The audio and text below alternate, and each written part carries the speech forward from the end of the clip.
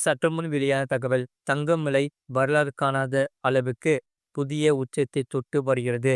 1 gram தங்கம் ரூபாய் 10,000 தாண்டி தாறுமாறாக உயர்ந்து வருகிறது.